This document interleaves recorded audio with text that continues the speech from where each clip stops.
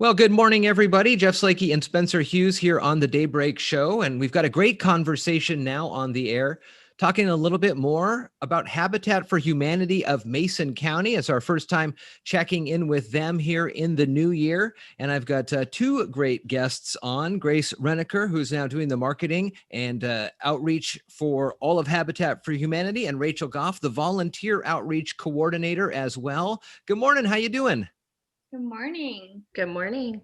Nice to see you and nice to have you on. Happy New Year. And for those who aren't familiar with the work that Habitat for Humanity of Mason County online at habitatmasonwa.org has been up to in the last year, let's do a little bit of a recap of how everything worked. It was a wild year with COVID and everything like that. So what can you say about the things that were going on? We just recently completed House 33. Our family moved into that right before the holidays, so it was really nice and exciting for them to get to spend the holidays in their new home. So that was definitely a big project of 2020 for us that we had to go through during changes and shutdowns and all that. So that was really exciting. Rachel, I can imagine that the volunteer rates, at least I'm going to assume they may have dropped off over the last couple of months. Is that true? That is true. They dropped off to a very minuscule amount. We had a few dedicated volunteers that stayed committed with us throughout doing the social distancing. So we were able to use them, and we were very grateful for them. I bet that probably, with limited folks on site to help build those houses, that it probably did it take a little longer than you had been expecting by the end of this last home? Actually, we ended up finishing this house in record time. Yeah, it was quite surprising. So we were super excited to hear that we actually finished this house in the first record time. It was about 6 months total from groundbreaking to the house dedication. So COVID didn't stop us one bit during this whole thing. So it's actually really nice to see that we all could come together. It's a whole new year. And so what are the opportunities for volunteers to get out and help this year? Have there been any further conversations about how to bring more folks back on safely? Go ahead, Grace. Of course, all of our protocols are in place. A lot of our volunteers are actually working in stores, so we have a lot of people coming in and helping with that, and that's always really appreciative, helping with sanitation and cleaning and taking in donations, because at the end of the day, our donations are really what help build our houses. How have the donations been over the last year at both the Belfair and Shelton branches? They've been pretty good. A lot of people, I think, are cleaning out and trying to start fresh. So we've gotten a lot of donations in, which is really, really nice. Talking with Habitat over the years, I find it, interesting how the two stores are so unique, and some of the different things that you can find in each one. For whatever reason, I've always seemed to notice a lot more nautical things up at the Belfair store. There's been boats and stuff like that.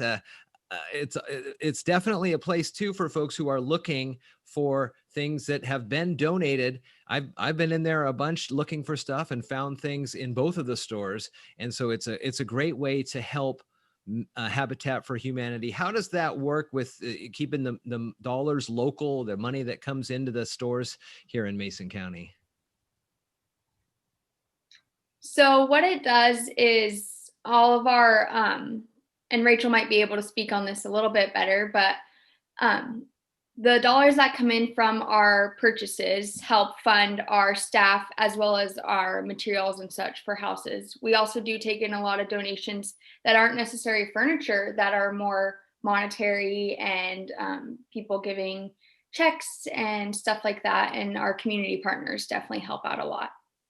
Let's talk a little bit about the home application process and how that would go if somebody listening to this now finds themselves in the need to reach out to Habitat for Humanity. How does the process begin, and what does that look like? So our applications are available in both of our stores. You can walk up to the counters and ask whoever's working for a homeowner application. It's also available on our website, and you download it or take it, fill it out, and then return it back to the Habitat office, either in person or by mail at our PO box. And from that process, we go through and do things some on the back end, and then move forward from there. It's open until February 28th, and it's due by the end of the business day, so 5 p.m. on the 28th. What are some of the other projects that you have going on? You still do the home rehabilitations where you'll go and maybe help folks build ramps if they're needed or things like that. Do you have like a list of a month-to-month thing you'd like to get done, or is it kind of we'd like to help blank many homes in 2021? I don't think it's necessarily that, but it's definitely more the need based. So we get people inquiring about it all the time. So it really changes our timeline on things, because we might get someone come in and it needs a ramp right away. And so we really try to prioritize, not saying that everyone doesn't have their priorities, but we definitely do it more on a need base. So there's really no set goal. Our goal, I would say, was just to help them most people that we can, and that's really what we're striving to do. Rachel, how long have you been with Habitat? I've been with Habitat for almost 2 years, so about a year and a few months. I actually started out as the store manager here, and then I was promoted right before the shutdown to the volunteer outreach coordinator position. What has it been like? And Grace, you're within the year, right, of coming on board? Yes, I got hired on the day that everything shut down. Oh my goodness. What has it been like working with Habitat? I know that you're both kind of in the community and haven't and had an understanding of the organization, but to see it from the inside out and all the help that you guys do to folks and families, what's that been like? It's really been very heartwarming, especially to see things on the backside. I've seen Habitat in the community, of course, but I only ever see like the celebratory side of things. So to be on the other side of things is really an eye opener, and really just makes you feel really good about things. I don't know how else to explain it. It just kind of puts a smile on my face. Yeah. Same, Rachel? Yeah, it really warms our hearts here too, just to watch these families get really excited about whether we're building a ramp or a house for them, or even the ones who just come in to volunteer to help out these families and to help out the community. It's really heartwarming to find out that, all these families and the community itself actually benefits from Habitat, not just one family at a time. We actually are a whole community. You can always find out more at habitatmasonwa.org here. Now, when it comes to the stores, what are the schedules? Is it the same as the donation? I see also on your website there you can schedule donation pickups online. How does that work? And then what are the hours of the shops these days? So the donation pickup, we have a donation pickup hotline and a link that you can, of course, find our website or always call the stores. Our donation hours are 10 to 5, and then our store hours are 10 to 5:30, and that's Tuesday through Saturday.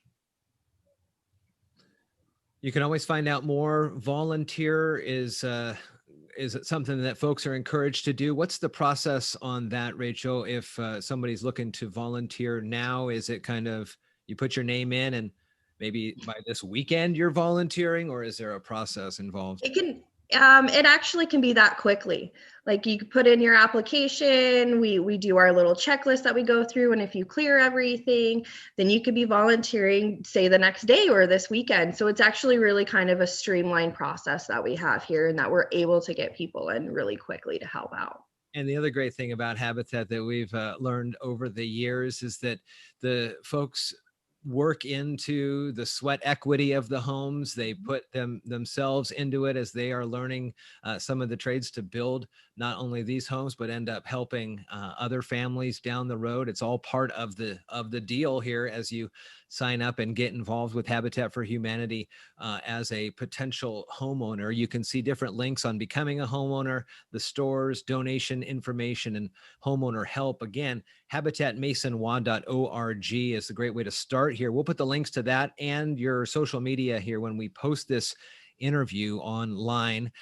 Grace and Rachel, it's great to talk with you and good to see you here in the new year. And I look forward to doing more conversations with you as we move forward on different projects and different events that folks might be able to get involved with. Yes. Thank you so much for having us, Jeff. Thank you.